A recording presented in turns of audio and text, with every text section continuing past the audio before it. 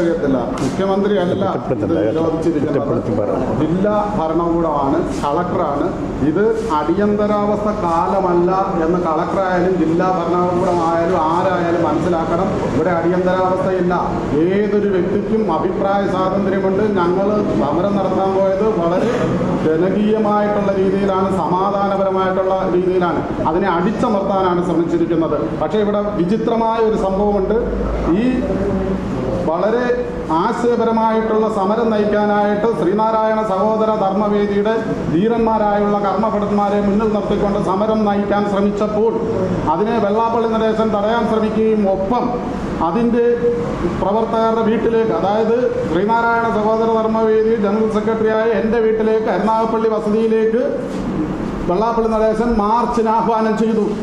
അപ്പം നിങ്ങൾ മനസ്സിലാക്കണം, വെള്ളാപ്പള്ളി നടേശൻ്റെ വീട്ടിലേക്ക് മാത്രം ചെല്ലാൻ പറ്റത്തില്ല, ബാക്കി അതിനെ എതിർക്കുന്നവരുടെ വീട്ടിലേക്ക്. അതേപോലെ തന്നെ ഇവിടെ സഹോദര ധർമ്മവേദിയുടെ വർക്കിംഗ് ചെയർമാൻ അജന്തകുമാറിൻ്റെ വീട്ടിൽ ഇന്ന് ആ മാർച്ച് പിൻവലിച്ചില്ല. അവിടെ മാർച്ച് നടക്കുകയാണ്. വെറും 300ഓളം ആളുകൾ മാത്രം പങ്കെടുത്തുകൊണ്ട് ഏതാണ്ട് 700 പരം പോലീസുകാർ അവിടെ നിന്നുകൊണ്ട് മാർച്ച് നടക്കുകയാണ്. അപ്പോൾ ഇവിടെ ആർക്കാണ് നീതി നിഷേധിക്കുന്നത് എന്ന് നിങ്ങൾ മനസ്സിലാക്കണം. കേരള സമൂഹത്തിന് മൊത്തം, ശ്രീനാരായണീയർക്ക് മൊത്തം നീതി നിഷേധമാണ് നടക്കുന്നത്. വെള്ളാപ്പള്ളി നടേശൻ എന്നുള്ള ഒറ്റയാളിൻ്റെ കൊള്ള ആണ് ഈ SNDP യോഗത്തിൽ മൊത്തം നടന്നുകൊണ്ടിരിക്കുന്നത്. ഞങ്ങൾ അത് വിളിച്ചു പറയുമെന്ന് വന്നപ്പോഴാണ് അദ്ദേഹം നടത്തിയിട്ടുള്ള വൻപിച്ച സാമ്പത്തിക ക്രമക്കേടുകൾ ഞങ്ങൾ വെളിച്ചത്ത് കൊണ്ടുവരുമെന്നുള്ളത് കൊണ്ടാണ് ഈ മാർച്ച് തടയാൻ അദ്ദേഹം ഗവൺമെൻറ്റിൻ്റെ ആയാലും ഭരണകൂടത്തിൻ്റെ ആയാലും ആരുടെ ആയാലും സ്വാധീനം ഉപയോഗിച്ചുകൊണ്ട് അദ്ദേഹത്തിൻ്റെ വൻപിച്ച സാമ്പത്തിക ക്രമക്കേടുകൾ വെളിച്ചത്ത് വരാതിരിക്കാനുള്ള മറയായിട്ടാണ് ഈ മാർച്ച് തടയപ്പെട്ടിരിക്കുന്നത്. എന്തു തന്നെ ആയാലും ഞങ്ങൾ ഈ മാർച്ച് തടയപ്പെട്ടെങ്കിലും ഞങ്ങളിതുമായിട്ട് പിന്നോട്ട് പോകുന്ന പ്രശ്നമില്ല. വെള്ളാപ്പള്ളി നടേശൻ പോകുന്ന ഏത് വഴിയിലും ഇനി ശ്രീനാരായണ സഹോദര ധർമ്മവേദിയുടെ ധീരന്മാരായ യൂത്ത് മൂവ്മെൻറ്റ് പ്രവർത്തകരടക്കമുള്ളവർ വെള്ളാപ്പള്ളി നടേശനെ തടയും എന്നുള്ളതിന് യാതൊരു തർക്കവുമില്ല. അത് എല്ലാ യൂണിയനുകളിലെയും ടച്ച് ചെയ്ത് ഇനി ഇപ്പം ആദ്യം ഞങ്ങൾ കുന്നത്തുനാട് യൂണിയനിൽ നിന്ന് പരിപാടി അവരിപ്പം പ്രതിഷേധം തിരിച്ച് അങ്ങോട്ട് പോയതുകൊണ്ട് ആദ്യം അവരെ ആയിരിക്കും ഞങ്ങൾ പ്രതിരോധിക്കാൻ പോകുന്നത്. അങ്ങനെ എല്ലാ യൂണിയനുകളിലും സഹോദര ധർമ്മവേദിയുടെ പ്രതിരോധം തുടങ്ങി. ഈ വാഹന പ്രചരണ ജാഥ അവിടെ നിന്ന് ആരംഭിച്ച്, കാസർഗോഡ് നിന്ന് ആരംഭിച്ച് തിരുവനന്തപുരത്ത് സമാപിക്കുന്നതാണ്. ആ പരിപാടി ഈ കേരളത്തിൽ ശ്രീനാരായണീയ സമൂഹത്തിൻ്റെ അടിത്തട്ടിലേക്ക് വെള്ളാപ്പള്ളി നടേശൻ്റെ ഈ കൊള്ള തുറന്നു കാട്ടിക്കൊണ്ടുള്ള ഒരു പ്രചരണ പരിപാടിയായിരിക്കും ഞങ്ങൾ നടത്തുന്നത്. അതിനെതിരെ വെള്ളാപ്പള്ളി നടേശന് ഇനിയും പ്രതിഷേധിക്കാൻ അവസരമുണ്ട്. നിങ്ങൾ മനസ്സിലാക്കണം, ഇന്ന് വെള്ളാപ്പള്ളി നടേശന് പറ്റിയ അബദ്ധം എന്ന് പറയുന്നത് അദ്ദേഹം എല്ലാ യൂണിയനുകളിൽ നിന്നും ആളുകളെ ഇങ്ങോട്ടേക്ക് ക്ഷണിച്ചിരുന്നു. പക്ഷേ ഒരു യൂണിയനിൽ നിന്ന് വരാമെന്ന് ഏറ്റിട്ടുള്ള ആളുകൾ 10 പേരൊക്കെ ആയിട്ട് കുറഞ്ഞു. വെള്ളാപ്പള്ളി നടേശൻ്റെ യുഗം അവസാനിച്ചു എന്ന് എല്ലാ SNDP യോഗം പ്രവർത്തകരും തിരിച്ചറിഞ്ഞിരിക്കുന്നു. അതാണ് വെള്ളാപ്പള്ളി നടേശൻ ഇത്രയും ഭീതി. അല്ലെങ്കിൽ ജനകീയമായിട്ടുള്ള ഒരു സാധാ വിഷയത്തിൽ ഒരു സമരം അവരുടെ വീട്ടിലേക്ക് വെച്ച് കഴിയുമ്പോൾ എന്തിനാണ് ഇത്രയേറെ ഭയക്കുന്നത്? ഭയക്കണമെങ്കിൽ അദ്ദേഹം അത്രയേറെ കൊള്ള ചെയ്തിട്ടുണ്ട്. ഇതിൽ നിന്നും സാമ്പത്തിക ക്രമക്കേടുകളുണ്ട്, 120 പരം ക്രിമിനൽ കേസുകളുണ്ട്. ഇതെല്ലാം വെളിച്ചത്താവും താൻ പുറത്തു പോയി കഴിഞ്ഞാൽ എന്നുള്ള തിരിച്ചറിവാണ്. 3 വർഷമായിട്ട് അധികാരത്തിലിരിക്കുന്നത് അദ്ദേഹം SNDP യോഗം ജനറൽ സെക്രട്ടറിക്ക് തിരഞ്ഞെടുക്കപ്പെട്ട ആളായിട്ടല്ല. അപ്പം ഇത് എത്രയും പെട്ടെന്ന് ഇപ്പോൾ റിസീവർ വരാനുള്ള സാധ്യത കൂടിയിരിക്കുന്നു. അല്ലെങ്കിൽ ഒരു ഇലക്ഷൻ ഇവിടെ സംഭവിക്കാൻ പോകുന്നു. അങ്ങനെ വന്നാൽ വെള്ളാപ്പള്ളി നടേശൻ ഇനി തിരിച്ചു വരില്ല. അങ്ങനെ തിരിച്ചു വരാതിരുന്നാൽ ഈ ക്രിമിനൽ കേസിൽ പ്രതിയേർക്കും എന്നുള്ളത് കൊണ്ടാണ് അദ്ദേഹം ഇതിനെല്ലാം ഭയപ്പെടുന്നത്.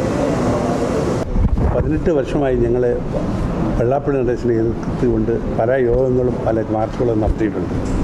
എന്നാൽ ഇന്ന് നടത്തിയ മാർച്ചിൽ ഇന്ന് അവർ 144 പ്രഖ്യാപിച്ചിട്ടുണ്ടെങ്കിൽ അതിൻ്റെ കാരണം ജനങ്ങളുടെ വിചാരങ്ങൾ മനസ്സിലാക്കിയെന്നാണ് അർത്ഥം.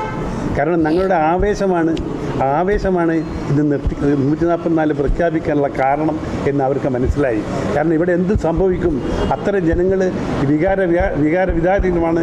ഇതിന് ഈ SNDPയിലുള്ള അനീതിയെ ശരിക്കും മനസ്സിലാക്കിക്കൊണ്ട് അതിനെതിർക്കാനുള്ള സന്നദ്ധതയോടെയാണ് ഇവിടെ വന്നിട്ടുള്ളതെന്ന് മനസ്സിലാക്കിയ ഗവൺമെൻറ്റും ഇവിടെ പ്രശ്നങ്ങൾ ഉണ്ടാകുമെന്ന് കണ്ടപ്പോഴാണ് ഇവിടെ 144 പ്രഖ്യാപിച്ചത്. അത് ഞങ്ങളെ സംബന്ധിച്ചിടത്തോളം ഒരു വിജയമായിട്ട് ഞങ്ങൾ കാണുകയാണ്. തീർച്ചയായും കാരണം ഗവൺമെൻറ്റിനെ പിടിച്ചു നിർത്താൻ പറ്റില്ല. അല്ലെങ്കിൽ ഇവിടുത്തെ വെള്ളാപ്പള്ളി നടേശനോ അല്ലെങ്കിൽ കൂട്ടർക്ക് ഇത് പിടിച്ചു നിർത്താൻ പറ്റില്ല എന്നതുകൊണ്ടായിരിക്കും തീർച്ചയായും വെള്ളാപ്പള്ളി നടേശൻ ഗവൺമെൻറ് കാലുപടി 144 പാസ്സാക്കിയത്. അദ്ദേഹം പറഞ്ഞതോ ഇല്ലയോ ഒന്നും അറിയില്ല. പക്ഷേ 144 പാസ്സാക്കിയത് ഇവിടുത്തെ പ്രശ്നങ്ങൾ ജനങ്ങളുടെ വികാരം മനസ്സിലാക്കിയിട്ടാണ് മാത്രം ഞാൻ പറയുകയാണ്. കാരണം ഇന്ന് മുമ്പ് 18 വർഷത്തെ മാറ്റി ഇന്നൊരു മാറ്റം സംഭവിച്ചിട്ടുണ്ടെങ്കിൽ അതിൻ്റെ കാരണം ജനങ്ങൾക്കൊക്കെ ബോധ്യമായി വെള്ളാപ്പള്ളി നടേശൻ്റെ അനീതികൾ സമൂഹത്തിൽ അദ്ദേഹം ചെയ്തുകൊണ്ടിരിക്കുന്ന കൊള്ളകളെല്ലാം മനസ്സിലായി ജനങ്ങൾ വികാരരഹിതമായി മാറിയിരിക്കുകയാണ്. ഈ വികാരത്തെ ശമിപ്പിക്കാൻ പറ്റില്ല എന്ന് മനസ്സിലാക്കിക്കൊണ്ടാണ് ഇന്ന് 144 പാസ്സാക്കി ഈ കാര്യങ്ങൾ ചെയ്തതെന്നാണ് എൻ്റെ അഭിപ്രായം. കാരണം ബാക്കി നമ്മുടെ വിദ്യാസാഗർ പറഞ്ഞു കഴിഞ്ഞു. കാരണം ഇന്നത്തെ ചുറ്റുപാടുകളെപ്പറ്റി അദ്ദേഹം പറഞ്ഞു കഴിഞ്ഞു. അതാണ് സത്യം എന്ന എൻ്റെ അഭിപ്രായം.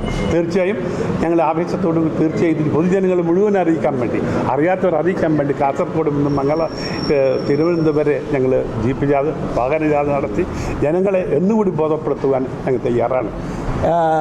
ഇവിടെ ഈ മാർച്ച് തടയപ്പെട്ട രീതി വളരെ മോശമായ രീതിയാണ്.